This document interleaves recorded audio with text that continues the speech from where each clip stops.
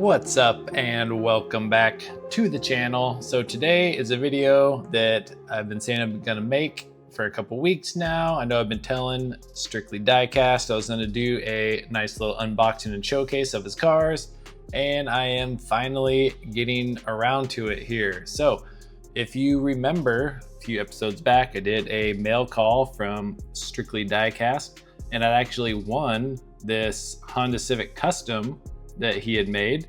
And then he also sent me this BMW E30 Custom that he had done, which is like a full paint and tampo interior, like the whole 9 yards. So today we're gonna unbox these and do a little showcase. And I even brought out just a couple BMWs, and then this was just my little wheel swap Civic with I did the custom red lip on the TE37. So that is about as far as your boy Fiercely Collecting goes on the customs, is some red lip wheel swap. So we are gonna get into some cooler customs here and take a deeper look. So we're gonna start off with the Honda Civic Custom here.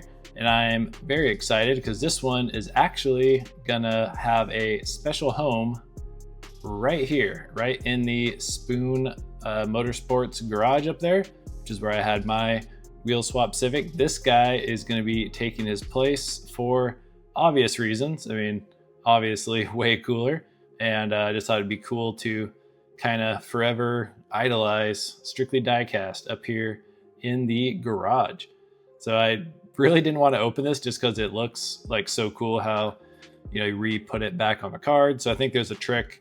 You can put some stuff back here and it kind of loosens the adhesive, and you can gently peel off the blister and then you can like glue it back on. But it does look really cool, and he said he didn't care what I did with it. So we are gonna crack it. As you know, we crack stuff open on this channel. So without further ado, this one is for you, Mr. Diecast, or Strictly Diecast. Cracks open nicely with the oh, I forgot about the hood details. Oh yeah, you can see all the sponsors. You got K&N. It's hard to read. They're really, really small. I think Ibach. Very cool. Oh, so he painted the amplifiers in the back. Got some more stickers. Each sticker obviously adds 10 horsepower. That's just a known fact in the car community. I love this HKS, kind of like werewolf graphic on the side. Just totally reminds me like Need for Speed Underground vibes, like big time. That's what this car just like screams, like Need for Speed, which I was a huge fan of. So is this a, no, I think it is just the painted exhaust. So let's kind of look over the details he added. So he painted the grills in the back. Obviously got the exhaust and kind of some other suspension detail. Or I guess this isn't a good example to compare to because I have different wheels on it, but he does have some nice red Real Rider style wheels. Got the intercooler painted, front grille. Got the tampos there on the front. Oh, and the added, I actually thought the HKS banner was on the regular version, but it's not. So even cooler. Very, very nice. You can see just the amount of detail, just like a couple of those tampos add, and like the painted exhaust. I mean, it just takes the car up just so many notches. And I think there is interior detail on here as well. It's obviously really hard to see because it's so small, but if I took it apart, you could probably see it better, but I'm not gonna be doing that. Car obviously rolls beautifully. So I will do some turntable. I know I always say I'm gonna turntable and I never do. I think he popped the sunroof up a little bit there too, which is a nice little added flair. You can see this is sitting flush, so pop the sunroof up a little bit, but very, very cool. We will put him in his home here now. There you go, that looks super good. You can see the windshield banner, you can see the intercooler shining there through the bumper. Very, very nice. And next we have the BMW E30 Custom, and it even came, like I said, this was more of a like that one was still a lot of work, like more work than I can do. But this one was even more work than that. So this is more of a full-blown custom. So I think I took this apart before. All right, so we actually got it all the way out of the case and unscrewed it from the base there. So even like some nice like black screws there. So everything looks just really slick. Man, this thing looks so good. I really like this wheel style too. Kind of looks like the Hot Wheels 10 spoke, but they're kind of more like the spokes are more in like a V pattern instead of just going straight out. Got the nice taillight tampos back there, and that is a full-on custom exhaust with like the turn down tip, which is super cool, very like tuner style. Then you got all of these liquid moly graphics on here, which is a ton. Like I know I can't even imagine trying to place all these, but it looks super good.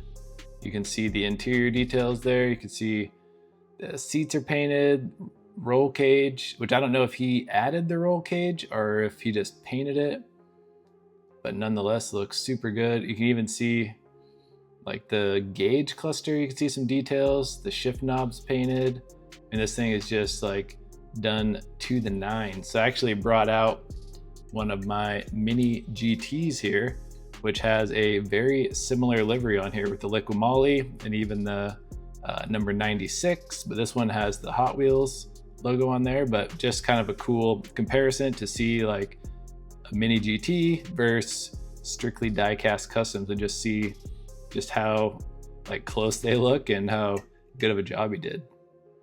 So super cool. Huge BMW fan. I have like a whole display case just full of BMWs. And this one over here, this E30 M3, is like one of my favorite Hot Wheels that I have actually. And so just super cool to have another like even more detailed E30. I do really like the wheels on this one. This was from like an old Hot Wheels like racing series or something, but this one was pretty expensive back in the day. I don't know if it's still expensive, but still very cool just to add another very cool E30 to the collection. I really like that turn down muffler tip. Just looks super aggressive. Yeah, I'll hopefully throw these up on the turntable as well to give you a nice close look. But this guy might have to go up in the BMW garage, and Strictly will get 2 spots in the garage in the background. And we can't end the episode without some nice close-up B-roll shots of these bad customs here by Mr. Strictly. Man, they look so good. Just getting up close, seeing them here on the diorama mats with the other BMWs and stuff in the background, looking super good. Man, I just can't stop thinking about like Need for Speed Underground, looking at that Civic.